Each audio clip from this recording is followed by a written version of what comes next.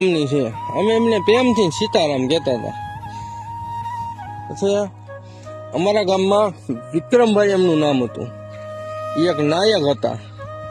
નાયક એટલે આપણે નોરતામાં નવલા નોરતામાં જે નાયક આપણે જે ભવાયાનો ખેલ કાઢવામાં આવે છે જે રમે છે. ગામડામાં તો અમારે તો ભવાયા ક્યાં રમતા હોય એટલે નવલા નોરતામાં આ સમાધિ એક સમય એવો વ્યક્તિ હતા કે આખું ઉમરાળા ગામ છે અમારું. એ માતાજીના નવલા નોરતા હોય ને એટલે 10,000 માણસોની વસ્તીનું ગામ છે ઉમરાળા. વિડીયો એ માટે બનાવું છું મિત્રો કે આ જગ્યા છે ને બહુ પવિત્ર જગ્યા છે.